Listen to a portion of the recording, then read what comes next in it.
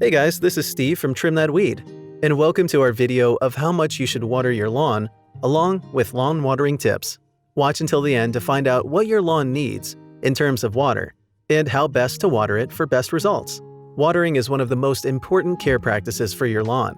Water makes sure that your grass grows with ease, and that it becomes beautiful and luscious. However, when watering, there are many factors that you need to put into consideration, as poor watering practices could cost you a good chunk, if not all, of your grass. So how much should you water your lawn? A fully grown grass lawn requires 1 to 1.5 inches of water every week for optimal growth and sustenance. This water can be obtained from rainwater. But if your environment is dry, or if you're going through a dry season, you would need to water the lawn using a sprinkler, hose, or watering can. The reason why an established lawn would need that kind of water is that you need to make sure that the water used to irrigate goes to a depth of between 6 and 8 inches.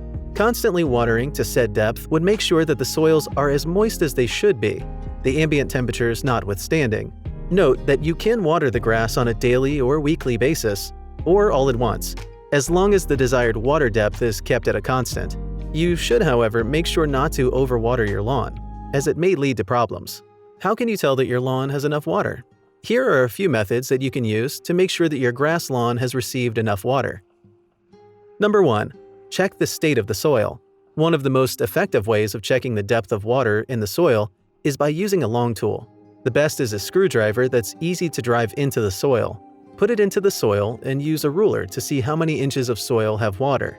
To avoid watering, be sure to check every 15 minutes as you continue to water your lawn. Number 2. Use cans to find out how much water to use. Before starting to water, use empty cans of meat or beans to find out how much time it will take to fill them to 1.5 inches. Use a stopwatch or a wristwatch to know how long it takes. Then use the average time to know how long you would need to water a region to get 1.5 inches of water into the soil. Number 3. Make the calculation. In case you're using a sprinkler, the rate at which it sprinkles the water is indicated.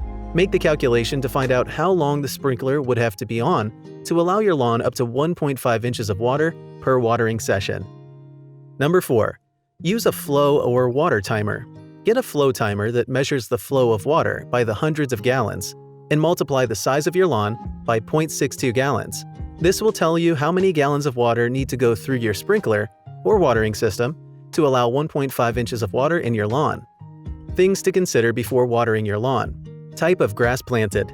Cool season grass and warmer season grass have different needs when it comes to watering needs. Here's what to know about each. Cool season grasses are not as drought resistant as their counterparts, and they'll often get dry when they're not watered during the hotter months. They may get dry, but they tend to regreen when watered or when it rains. Tall fescue is more drought resistant than all cool season grasses, largely because it has a very deep root system. There are a variety of warm season grasses such as Bermuda, Zoysia, and St. Augustine that have a deep root system, allowing them to resist drought and maintain their health in drier months.